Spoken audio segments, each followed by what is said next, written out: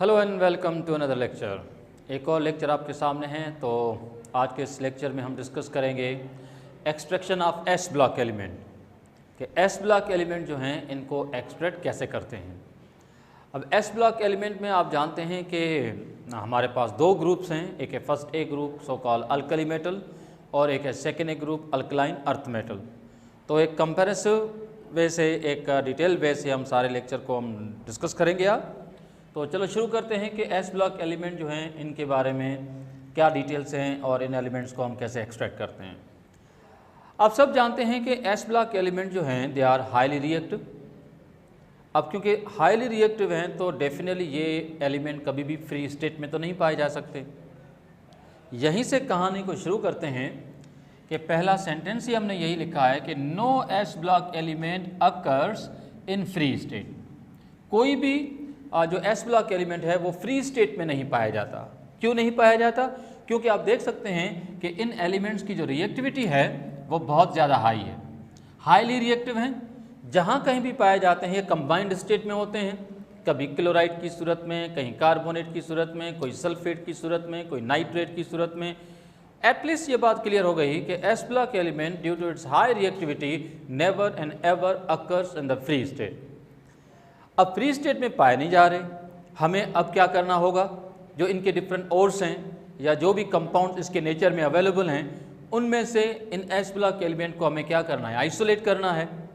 हाँ, आप यूँ भी कह सकते हैं कि भाई एस ब्लॉक एलिमेंट मेटल्स हैं और मेटल्स जिनको उनके ओर से या उनके कंपाउंड से जब एक्सट्रैक्ट किया जाएगा तो इसको सिंपली आप मेटलर्जी भी कह सकते हैं। तो चलो देखते हैं कि सारा मामला क्या है।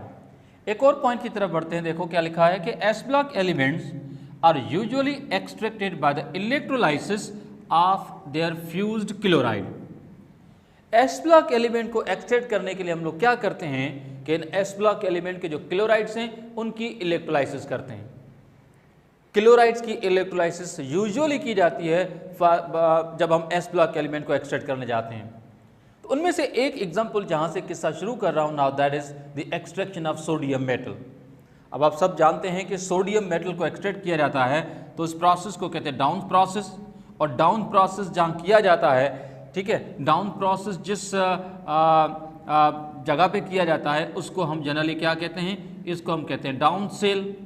ठीक है, तो डाउन सेल या डाउन प्रोसेस जो है ये प्रोसेस यूज किया जाता है for the extraction of sodium. तो इससे रिलेटेड जो भी पॉसिबल क्वेश्चंस हैं तो क्वेश्चन बेस्ड सारा टॉपिक लेंगे। तो जरा देखें कैसे। अब क्योंकि डाउन सेल है और सेल एक होता है इलेक्ट्रोलाइटिक सेल, और इलेक्ट्रोलाइटिक सेल तो आप जानते हैं कि इसमें इलेक्ट्रोड्स होते हैं, एक कंपार्टमेंट होता है, उसमें इलेक्ट्रोलाइटिक सॉल्यूशन होती है। जो इलेक्ट्रोड्स होते हैं उसके क्रॉस हम इलेक्ट्रिक करंट पास करते हैं और सॉल्यूशन में जो आयंस होते हैं during the passage of current वो अपने अपने इलेक्ट्रोड पे माइग्रेट करते हैं और डिस्चार्ज होते हैं। तो इस पूरे खेल में डाउन प्रोसेस जो है, जो डाउन सेल में किया जाता है, इस केस में आप देख सकते हैं कि जो एनोड है वो होता है graphite. Graphite is one of the allotropic form of carbon. Anode जो होता है वो मिडिल पार्ट पे होता है और ये ग्रेफाइट होता है, और ग्रेफाइट ही वाहिद एलोट्रोपिक फॉर्म है कार्बन का जो कि बेस कंडक्टर है। दूसरी तरफ जो कैथोड हम यूज करते हैं वो होता है आयरन। कैथोड जो होता है वो क्या होता है? आयरन। तो एनोड ग्रेफाइट है और कैथोड जो है वो क्या है? आयरन। एक दूसरी चीज कि इस पर्टिकुलर प्रोसेस में कैथोड और एनोड एक दूसरे से सेपरेट किए जाते हैं बाय द आयरन गाज डायफ्राम। यानी कैथोड और एनोड एक दूसरे से अलग पड़े होते हैं ताकि उन पे डिस्चार्ज होने वाले पार्टिकल दोबारा आपस में कंबाइन ना हो। क्योंकि सोडियम को अगर हम एक्सट्रैक्ट करने जा रहे हैं तो सोडियम क्लोराइड की जो इलेक्ट्रोलाइसिस करेंगे तो याद रखो कि सोडियम भी मिलेगा, क्लोरीन भी मिलेगा, दोनों आपस में रिकम्बाइन ना हो। तो दोनों इलेक्ट्रोड को एक दूसरे से सेपरेट करने के लिए एक डायफ्राम यूज किया जाता है और ये डायफ्राम बना होता है आयरन गाज का। आयरन गाज का काम इन दोनों इलेक्ट्रोड को सेपरेट करना है ताकि इस इलेक्ट्रोड पे या इन इलेक्ट्रोड पे जो भी चीज डिस्चार्ज होती है वो रिकम्बाइन ना हो। नंबर एक। इलेक्ट्रोलाइटिक मिक्सचर कौन सी है जो जिसकी इलेक्ट्रोलाइसिस की जाती है? तो लिखा है कि fused mixture of sodium chloride and calcium chloride is used for the electrolysis. यानी जब हम सोडियम को एक्सट्रैक्ट करने जाएंगे तो जैसे मैंने आपको पहले कहा कि एस ब्लॉक एलिमेंट जो हैं उनको एक्सट्रैक्ट करने के लिए हम उसके क्लोराइड का इस्तेमाल करेंगे। सोडियम को बनाना है तो सोडियम क्लोराइड का लेंगे। तो सोडियम क्लोराइड जो है ये यूज़ किया जाता है फ्यूज्ड स्टेट में, लेकिन इसके साथ हम थोड़ा बहुत क्या ऐड करते हैं, कैल्शियम क्लोराइड। ये बात भी याद रखें कि कैल्शियम क्लोराइड का जो काम है वो एज ए इम्प्योरिटी है, और इम्प्योरिटी की वजह से आप जानते हैं कि मेल्टिंग पॉइंट क्या होती है, रिड्यूस होती है। और सोडियम क्लोराइड की मेल्टिंग पॉइंट जो एक्चुअल में 801 डिग्री सेल्सियस है, कैल्शियम क्लोराइड के इस्तेमाल करने से करीबन ये जो मेल्टिंग पॉइंट में जो रिडक्शन होती है वो 200 डिग्री सेल्सियस तक होती है, और इस तरह से टेम्परेचर 801 से रिड्यूस होकर कहाँ तक आता है, 600। So that's a way how we are reducing the melting point of sodium chloride. ध्यान से सुनेंगे, sodium chloride use for the getting the sodium metal. Sodium chloride को मोल्टन फॉर्म में लिया जाएगा। सोडियम क्लोराइड की मेल्टिंग पॉइंट हाई है। Sodium chloride की चूंकि मेल्टिंग पॉइंट हाई है तो प्रोसेस को ऑपरेट करना थोड़ा सा फिजिबल नहीं रहता। थोड़ा सा टेम्परेचर को लो रखने के लिए हम क्या करते हैं, थोड़ी सी इम्प्योरिटी डालते हैं। इम्प्योरिटी डालने से फ़ायदा यह है कि जो एनर्जी रिक्वायर्ड है सोडियम क्लोराइड को मेल्ट करने के लिए वो तो रिड्यूस हो जाती है, लेकिन सोडियम क्लोराइड जो है उसके साथ थोड़ी सी इम्प्योरिटी आती है, लेकिन इम्प्योरिटी जानबूझ के कैल्शियम क्लोराइड डाल दी जाती है, जो आगे जाके कोई ज़्यादा इशू का सबब नहीं बनती। तो चलो देखते हैं मामला क्या है। जब हम इलेक्ट्रोलाइसिस करते हैं तो आप जानते हैं कि सोडियम आयन डिस्चार्ज होंगे bye gaining the electron and become sodium. Chloride ion जो होंगे they will be discharge by the losing of electron and become a chlorine gas. Sodium जो मिलता है वो मिलता है लिक्विड स्टेट में, क्योंकि उस कंपार्टमेंट का टेम्परेचर थोड़ा सा हाई होता है, और क्लोरीन जो मिलती है वो मिलती है गैस की सूरत में। जिस तरह से ये जो कैथोड पे रिएक्शन हुआ है या एनोड पे रिएक्शन हुआ है, अगर इस दोनों रिएक्शन को आपस में ऐड कर दिया जाए तो आप जानते हैं कि नंबर ऑफ इलेक्ट्रॉन गेन और लॉस इक्वल होते हैं। तो फिर दोनों आयन जो रिएक्टेंट साइड के हैं रिएक्टेंट साइड पे लिखे, प्रोडक्ट साइड के आयन को प्रोडक्ट साइड पे लिखे, तो टोटल आयन जो थे वो डिस्चार्ज हुए, और इस तरह से हमें मिला सोडियम मेटल, और इस तरह से हमें मिली कौन सी गैस, क्लोरीन गैस। जो रिएक्शन आपके सामने हो रहा है इसके साथ साथ एक और रिएक्शन भी हो रहा होता है। जो इम्प्योरिटी हमने ऐड की थी कैल्शियम क्लोराइड, उसकी भी इलेक्ट्रोलाइसिस हो रही होगी, वो भी क्लोरीन गैस बना रहा होगा। उसके साथ साथ कैल्शियम मेटल भी मिल रहा होगा, लेकिन कैल्शियम मेटल जो हमें मिल रहा होता है वो सोडियम के साथ मिक्सअप नहीं हो पाता। इसको हम आगे भी डिस्कस करेंगे। तो ज़रा देखें कि पहले तो ये बात क्लियर करें कि इस केस में जो हमने कार्बन यूज़ किया था एज ए इलेक्ट्रोड जो कि ग्रेफाइट था, एनोड सिर्फ कार्बन ही यूज़ क्यों किया जाता है, क्योंकि इस केस में एनोड पे कलेक्ट होने वाली जो गैस है वो आप जानते हैं वो है क्लोरीन गैस। ठीक है, वो है क्लोरीन गैस। तो क्लोरीन गैस जो होती है that does not react with it. Carbon जानबूझ के इस्तेमाल किया जाता है क्योंकि एनोड जो है कार्बन, उसके साथ क्लोरीन डायरेक्टली कंबाइन नहीं होती। क्लोरीन जिन एलिमेंट के साथ डायरेक्टली कंबाइन नहीं होती उनमें से एक कार्बन है। तो this is why graphite is the ideal electrode, so that we get the chlorine gas जो कि इलेक्ट्रोड के साथ रिएक्ट नहीं करेगी, तो प्रोसेस में कोई हर्डल नहीं होगा, कोई मुश्किल नहीं होगी।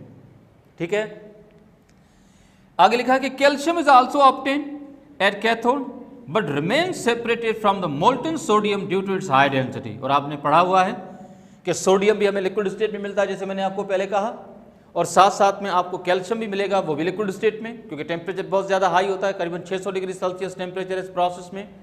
सोडियम भी मोल्टन स्टेट में है, कैल्शियम भी मोल्टन स्टेट में, लेकिन दोनों मेटल आपस में मिक्सअप नहीं होते।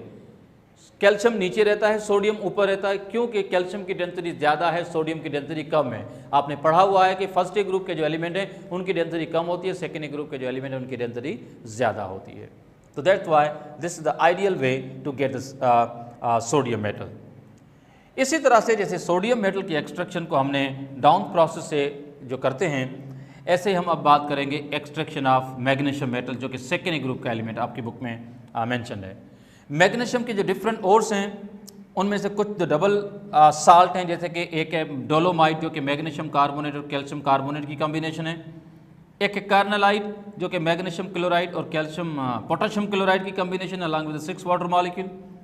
एक और चीज़ भी मैग्नीशियम की एज ए और मिलती है ज़मीन में, now that is called magnesite जो कि मैग्नीशियम कार्बोनेट। ये बात याद रखें कि मैग्नीशियम को हासिल करने के लिए डोलोमाइट का इस्तेमाल नहीं करते, हम कार्नालाइट या मैग्नेसाइट इन दोनों में कोई भी इस्तेमाल कर सकते हैं। अगर हम कार्नालाइट का इस्तेमाल कर रहे हैं तो सबसे पहली पॉइंट आप देखें कि क्या लिखी है, लिखा है कि magnesium is obtained by the electrolysis of fused carnallite. ये जो कार्नालाइट है पोटेशियम क्लोराइड और मैग्नीशियम क्लोराइड की कॉम्बिनेशन, इसको डायरेक्टली इलेक्ट्रोलाइज करते हैं। मैग्नीशियम क्लोराइड जो है ये तो है ही, लेकिन जो पोटेशियम क्लोराइड पड़ा है ना, it function as a impurity जो मेल्टिंग पॉइंट को रिड्यूस करने में हेल्प कर सकता है। इस तरह से मैग्नीशियम क्लोराइड की जब इलेक्ट्रोलाइसिस होगी जो कार्नालाइट में है, हमें मिलेगा मैग्नीशियम, इसके साथ क्लोरीन गैस भी मिलेगी। एक तो तरीका यह है कि कार्नालाइट को फ्यूज करें, मेल्ट करें और उसकी इलेक्ट्रोलाइसिस करें।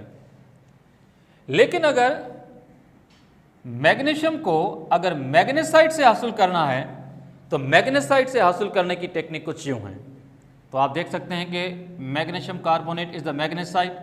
सबसे पहले मैग्नेसाइट को स्ट्रांगली हीट करके इसको डिकम्पोज किया जाता है into the magnesium oxide and carbon dioxide. ये जो इक्वेशन आपके सामने नजर आ रही है उसके साथ एक आउटलाइन है जो याद रखनी है कि सेकेंड ग्रुप के जो कार्बोनेट हैं, सेकेंड ग्रुप के जो कार्बोनेट हैं, अगर उनको स्ट्रांगली हीट किया गया so they will release carbon dioxide gas. जैसे मैग्नीशियम कार्बोनेट ने कार्बन डाइऑक्साइड बनाई और मैग्नीशियम ऑक्साइड बनाया, ऐसे आपने कैल्शियम कार्बोनेट की इक्वेशन पढ़ी होगी जिसमें कैल्शियम ऑक्साइड और कार्बन डाइऑक्साइड गैस बनती है। तो सेकेंड ग्रुप के जो कार्बोनेट्स हैं on strong heating they dissociate to give metal oxide, जैसे यहाँ पर मैग्नीशियम ऑक्साइड मिला, और साथ साथ में जो गैस रिलीज होगी वो कौन सी होगी, कार्बन डाइऑक्साइड। तो इस तरह से मैग्नेसाइट को डिकम्पोज करके हमने पहले कन्वर्ट किया किसमें, मैग्नीशियम ऑक्साइड में। कार्बन डाइऑक्साइड गैस है वो एस्केप हो जाती है।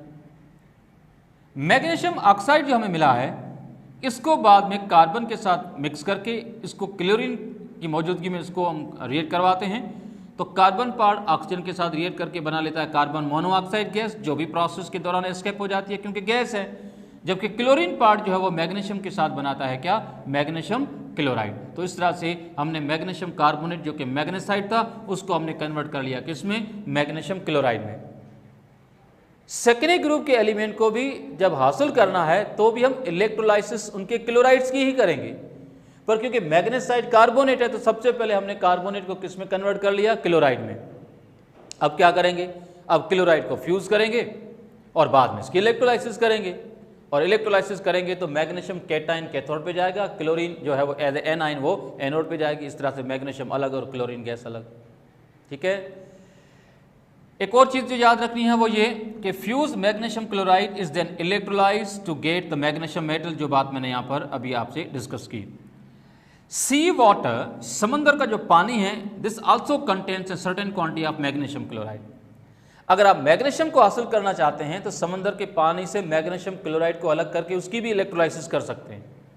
लेकिन समंदर के पानी को अगर हम कलेक्ट भी कर लें और अगर उसको हम एवापोरेट करें तो सिर्फ हमें मैग्नीशियम क्लोराइड नहीं मिलेगा, उसके साथ तो हंड्रेड्स ऑफ डिजॉल्व कंपाउंड जो उसके अंदर पड़े होते हैं वो सब मिल जाएंगे।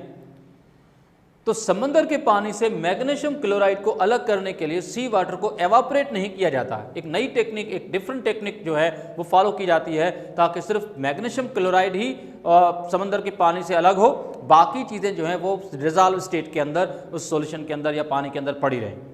अब यहाँ पर टेक्निक क्या है तो ज़रा देखें। You can see magnesium chloride, नीचे AQ लिखा है ताकि हम ये बात कर सकें कि ये समंदर के पानी में डिजॉल्व स्टेट में है, aqueous सॉल्यूशन फॉर्म में है।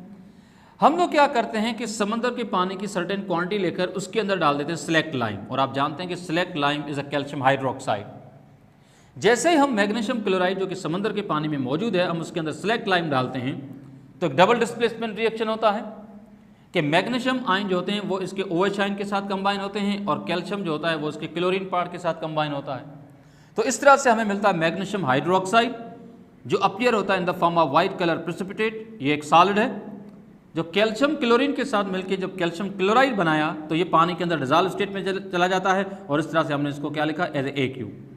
तो समंदर के पानी में सिलेक्ट लाइम डालने से मैग्नीशियम क्लोराइड प्रेसिपिटेट हुआ एज ए मैग्नीशियम हाइड्रोक्साइड। अब अगर हम समंदर के पानी को फिल्टर कर लें तो पानी में बाकी जो भी डिजॉल्व चीज़ है वो पानी के साथ तो बह जाएगी, बाकी जो प्रेसिपिटेट है वो अलग हो जाएगी, जो मैग्नीशियम हाइड्रोक्साइड होगा सिर्फ।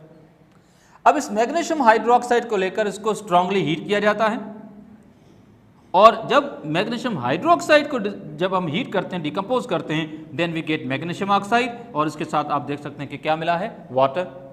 क्योंकि टेम्परेचर बहुत ज़्यादा होता है तो वाटर जो यहाँ पर मिला है वो भी गैसियस स्टेट में होगा और ये वेपर फॉर्म में निकल जाएगा, बाकी बचेगा सॉलिड जो कि होगा मैग्नीशियम ऑक्साइड।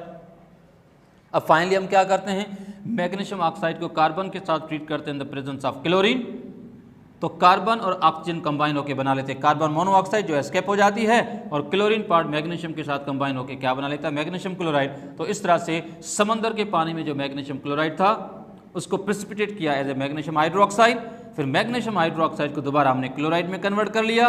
अब इस क्लोराइड को लेकर हम इसको फ्यूज करेंगे और बाद में इलेक्ट्रोलाइसिस करेंगे तो इस तरह से हमें क्या मिलेगा, मैग्नीशियम, और साथ साथ में एज ए बाय प्रोडक्ट क्या मिलेगी, chlorine gas. So that's the way how magnesium is extracted. Magnesium के अलावा एक और एलिमेंट जो आपकी टेक्स्ट बुक में है, and this is the extraction of calcium. Calcium के बारे में कोई ज्यादा कॉम्प्लेक्स बात नहीं है, सिंपल इतना याद रखो कि calcium is obtain bye the electrolysis of fused mixture of calcium chloride and calcium fluoride. यानी अगर हमें कैल्शियम को हासिल करना है तो हम कैल्शियम क्लोराइड जो है उसकी डायरेक्ट इलेक्ट्रोलाइसिस कर सकते हैं, और कैल्शियम क्लोराइड के साथ हम थोड़ा सा क्या मिक्स करते हैं, कैल्शियम फ्लोराइड।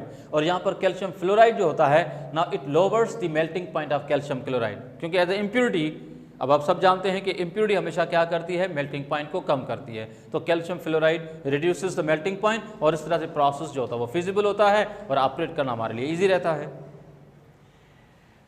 एक और एलिमेंट है, लास्ट एलिमेंट है now, that is the barium. Barium को हम एक्सट्रैक्ट कैसे करते हैं तो जरा देखें। बेरियम को एक्सट्रैक्ट करने से पहले एक बात याद रखें कि बेरियम की जो अकरेंस है वो आपकी टेक्स्ट बुक में जो बताई गई है वो दो ऑप्शन में बताई गई है। एक है वाइटराइट जो कि है बेरियम कार्बोनेट, और एक है बेराइट जो कि है बेरियम सल्फेट।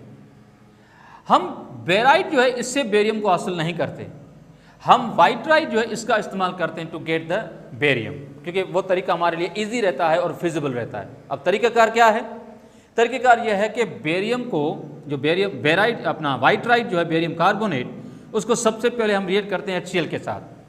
तो याद रखो कि सेकेंडरी ग्रुप का कार्बोनेट, या फिर इस बात को यूं ले लेते हैं, कोई भी कार्बोनेट या बायकार्बोनेट, कोई भी किसी भी एसिड के साथ रिएक्ट करेगा तो हमेशा तीन प्रोडक्ट कॉमन बनेंगे, salt, water and carbon dioxide. Salt, water और कार्बन डाइऑक्साइड। तो बेरियम कार्बोनेट को जब हमने HCl के साथ रिएक्ट किया तो फिर एक बना बेरियम क्लोराइड, वाटर और कार्बन डाइऑक्साइड। कैसे कि दो मॉलिक्यूल जो HCl के हैं इसकी क्लोरीन बेरियम के साथ चली जाती है, हाइड्रोजन पार्ट जो होता है वो कार्बोनेट से ऑक्सीजन को पिक करके क्या बना लेता है, वाटर, और बाकी आप जानते हैं कि कार्बन के पास बचेंगे सिर्फ दो oxygen, and this the carbon dioxide gas they are release during the course of process. Finally जब बेरियम क्लोराइड हमें मिल गया तो अब बेरियम क्लोराइड को लेकर हम इसको फ्यूज करते हैं। फ्यूज करने के बाद हम इसकी क्या करते हैं, इलेक्ट्रोलाइसिस। जब बेरियम क्लोराइड की इलेक्ट्रोलाइसिस करेंगे फ्यूज स्टेट में तो we will get the two things, barium जो हमारा टारगेट है और इसके साथ हमारा जो बाय प्रोडक्ट होगा दैट विल बी क्लोरीन। तो आई होप सो कि एस ब्लॉक एलिमेंट जो होते हैं इनको एक्सट्रैक्ट कैसे करते हैं ये पूरा पॉइंट आपको होपफुली समझ आया होगा। तो see you in the next lecture.